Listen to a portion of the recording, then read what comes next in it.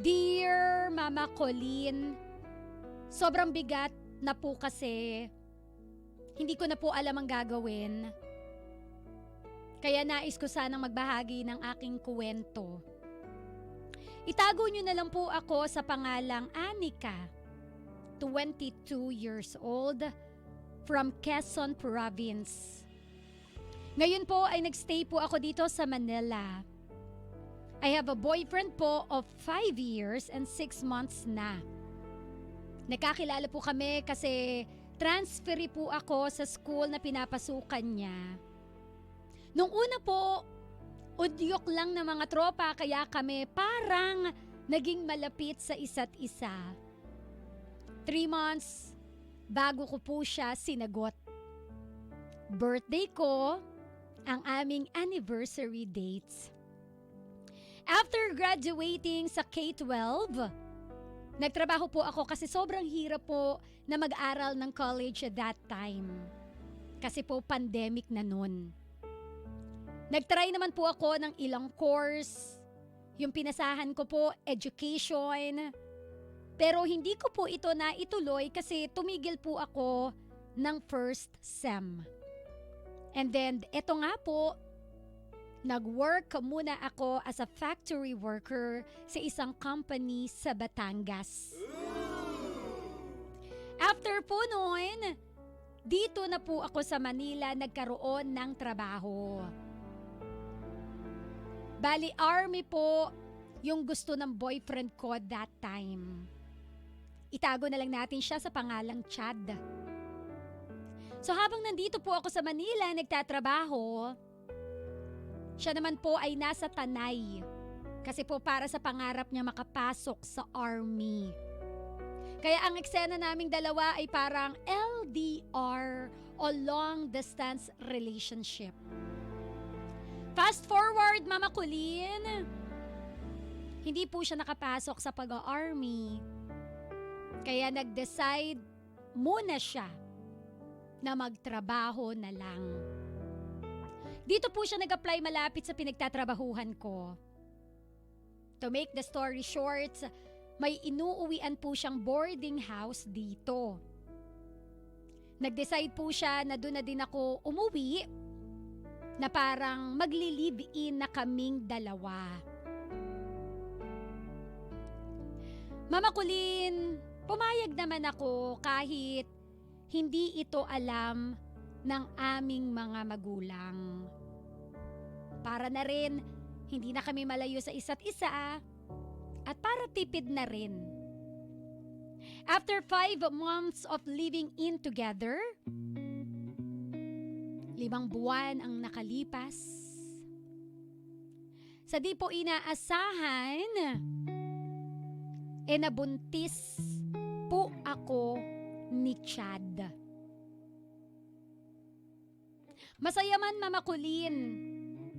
Kaya lang, paano namin sasabihin ito sa aming mga magulang? Lalo na sa aking tatay. Yes, Mama Colleen. Sa 5 buwan po na pagsasama namin sa iisang bubong, nagbunga po ang aming pagmamahalan. Buwan ng Enero, nagdesisyon kaming umuwi na. Hindi para ipaalam na nagdadalang tao na ako, kundi para magpaalam lang na magsasama na kaming dalawa ni Chad. Pumayag naman po yung parents namin. Hanggang sa nag-usap sila both side ng parents namin tungkol sa kasal. Hanggang nalaman na rin ng magulang po ni Chad ang totoong dahilan bakit kami biglang nagdesisyon na magsama na. Hindi ko magawang maamin pa sa mga magulang ko ang tunay na sitwasyon. Dahil natatakot po talaga ako, lalo na sa tatay ko. Mama Colleen, June ang buwan na napagkasunduan nila na ikasal kaming dalawa. Actually, medyo nagkagulo po kasi ayaw ko sana magpakasal ng June. Kasi August po yung kabuwanan ko. At least, kung June man kami ikasal at madiskubre na buntis pala ako, okay na. Naikasal na kaming dalawa. Pero sadyang walang lihim na hindi nabubunyag. Sa gulong yon, nalaman na rin ng magulang ko na ako pala ay buntis na. Pero kaya lalo po na nagpumilit yung father ko na ituloy ang kasal kasi daw pag inintay na mga anak na ako, baka hindi daw ito lalo matuloy at mauwi na lang sa hanggang plano ang lahat. Kahit buntis ako ang tumutok sa paghahanda para sa kasal namin ni Chad. Nagdesisyon na rin ako na mag-resign na lang muna sa trabaho para matutukan ko ang preparasyon. Isang araw, pumunta po ako sa Divisoria para tumingin ng gown para sa kasal namin na gagawin na nga po sa buwan ng June. Pagkadating ko ng bahay, ilang minuto lang ay siya namang pagdating na rin ni Chad galing sa trabaho. After po kumain, chinek ko yung cellphone ni Chad. Kasi nag-message ako sa mama niya, wala pong reply sa akin. Nagbakasakali ako na baka sa kanya nag-reply. Pag-open ko po ng cellphone niya, ibang accounts ang nakalagin. Chinek ko yung inbox, iba't ibang mga babae ang kalandian niya o nilalandi niya sa chat. Oh no!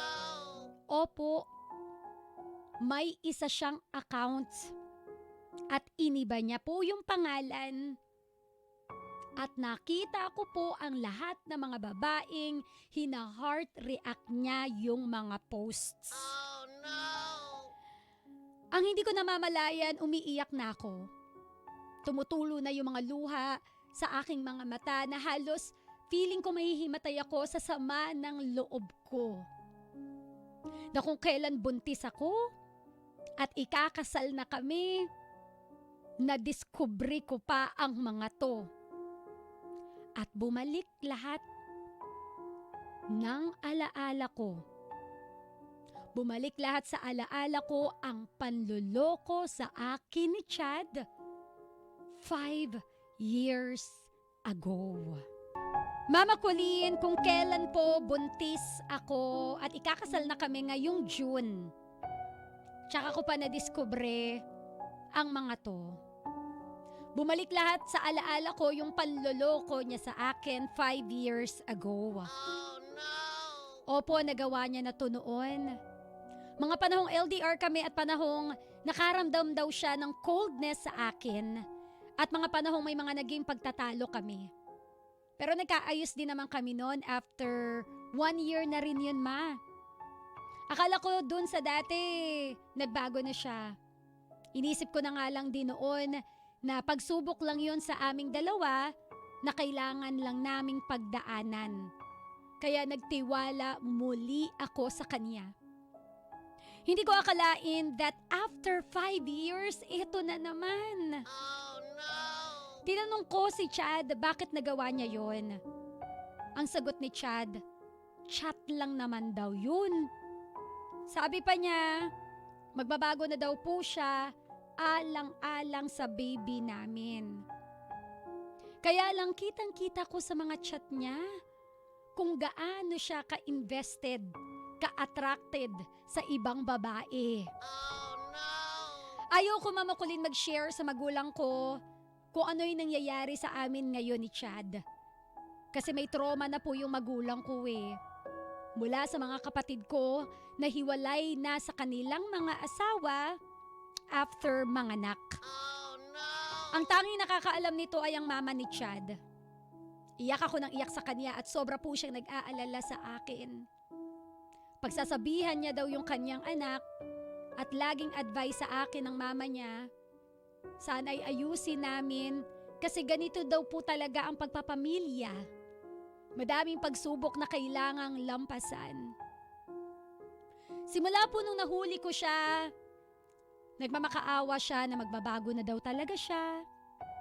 Ilang araw po na di ko siya kinakausap, palagi akong wala sa bahay, uuwi siyang hindi niya ako madadatnan.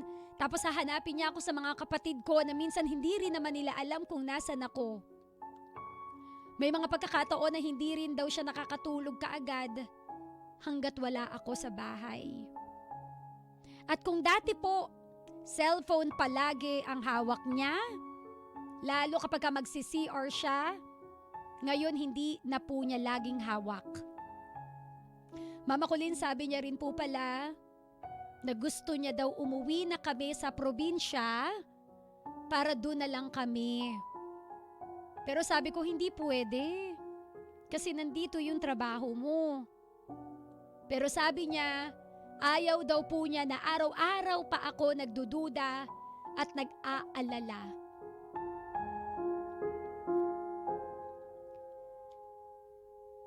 Sa totoo lang, Mama Colleen, hindi ko na po alam ang gagawin ko kung dapat ko pa po ba siyang pakasalan. Oh no! Parang ayoko na maikasal. Sa lalaking paulit-ulit na lang akong niloloko. Na parang ikakasal na lang kami kasi kailangan alang-alang sa baby namin. Na kailangan ko po bang tiisin ang panggagago niya sa akin para hindi magaya yung anak ko na broken family katulad ng sa mga kapatid ko? Oh no! Mama Colleen, pahingi po ng advice dahil hindi ko na po alam ang gagawin ko. Palagi ko po kayong pinapakinggan nung nasa work po ako at hindi ko po akalain. Naaabot ako sa ganito na ako naman yung mag-share ng malungkot na story ng buhay ko. Muli, ako po si Anika, 22 years old. At ito po ang aking kwento dito sa Heart to Heart with Mama Colleen. Kung kailan naman nakaplano na ang lahat, kung kailan naman next month na yung kasal, bakit ngayon pa? Sayang yung pinambili ng gown. Sayang yung pinambili ng pinambayad sa catering. Magkano na yung nagagastos nyo? Yung totoo, PM mo ko, dali. May host ka na ba? Baka naman host ako. Sabay volunteer. O ituloy mo na lang tapos kunin mo akong host. Tapos sa sermonan ko na lang yung mapapangasawa mo sa mismong kasal ninyo, ganun. Doon ko na lang ibibigay yung advice ko. Hi! So may segue, pag kailangan mo ng host na may kasama ng sermon, may heart to heart, may counseling during the ceremony. PM is the key.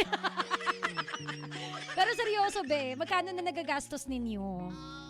Nakakawindang dito, number 1. Nakakawindang yung sitwasyon mo, totoo lang. Nakakawindang kasi kung kailan ikakasal na kayo next month. With the TH, next month. Tsaka mo pa na-discover etong mga to. Yung relasyon parang madaling itapon Pero yung pera, pera pala. Basta problema ako dun sa budget na nilabas mo, hindi sa problema mo no? Hindi kasi ka-winner, hindi po biro magpakasal. Totoo yun. Every money counts kapag ka ikaw ay ikakasal. Lahat may presyo, kaya nakakapanghinayang. Doon ako nang hinayang. Ang sakit ng ulo ko. But real talk, real talk lang. Ang mahirap lang kasi dito, naghahanda na kayo Nasa proseso na kayo ng preparing for the wedding. Actually, baka konting details na nga lang yan kasi next month na yung kasal. Today is May. This month is May. Basta yun. Sa isang buwan na yung June. 'Di ba? Na parang, paano nga? 'Di ba? Pero alam mo, eto na muna yung mga pointers na medyo tumaas yung kilay ko sa mga laman ng letter mo. Yung una na kinumpronta mo siya, sinabi niya na chat lang naman yun. Alam naman nating lahat na minsan sa digital era natin ngayon, ang relasyon nag-uumpisa na sa chat eh. Kahit sabihin pa natin na chat lang naman yun eh, doon lang naman kami naglalandian sa chat eh, we can always go beyond that chat. Hindi mo pwedeng sabihin na parang kailangan makampante ka kasi sa chat lang naman kami naglalandian. No!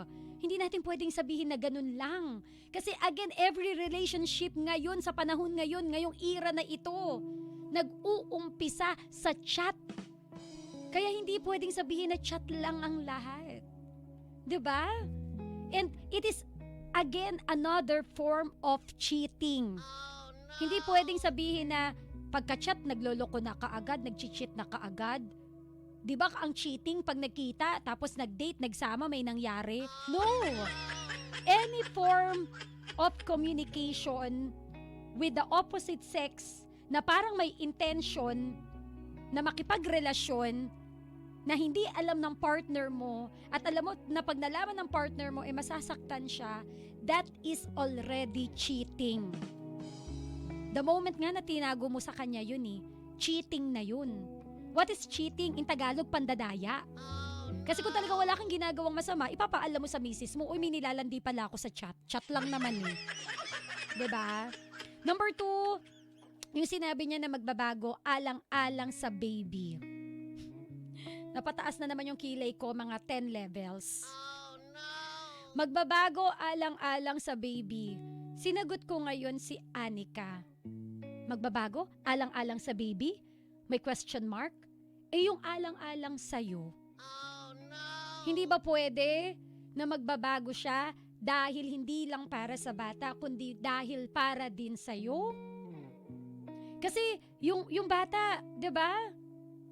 Lalaki yan Lalaki yan soon, magkakaroon din niya ng sariling pamilya, iiwan din kayo na mag-asawa pagdating ng panahon, pero kayo tatanda kayo na kayo pa rin ang magkasama. 'Di ba? So alang-alang talaga sa bata, ang sakit nun. I mean, hindi ka naman sa nakikipagkompetensya sa anak mo Hindi naman, actually, nakakatuwa, 'di ba? Kasi inisip niya yung anak mo. Ngayon pa, kung kailan, gumagugago na siya. Siguro mas kikiligin ako kung ang sasabihin ni Mister o ni Kuya, magbabago ako alang-alang sa'yo kasi ganun kita kamahal. Hindi kita kayang mawala sa buhay ko. Kaya lang yung sabihin na, sorry talaga at kung bakit nag-focus ako sa part na to yung para sabihin lang na magbabago ako alang-alang sa baby. So you will just do it kasi may anak ka. You will just do it kasi nahihiya ka sa anak mo ni hindi ka man lang nahiya kay Anika. Oh, no. Ngayon, sabi naman dito, uuwi ng probinsya para hindi na mag-alala at magduda. Alam mo be, kahit saang planeta ka pa pumunta, kahit planetang Mars pa kayo magpunta, kung may internet doon, ang imposible pwede pa rin maging posible. Hindi dahilan yung magta-transfer kayo ng lugar para malayo siya sa tukso. Kasi una sa lahat ang tukso nasa social media na po. Okay? So again, hindi ka magpapakasal alang-alang sa bata. Dahil ang bata, lalaki yan, soon iiwan kayong mag-asawa. Ngayon ang tanong, willing ka ba na makasama pa rin siya habang buhay? Ako, you are just 22 years old. Are you really willing na itali na yung buhay mo sa kanya? Oh, no. Sa kanya na puno ka ng alinlangan? Sa kanya na paulit-ulit kang nagtitiwala pero paulit-ulit niyang sinasayang yung tiwala na iyong ibinibigay sa kanya? Save yourself habang maaga pa.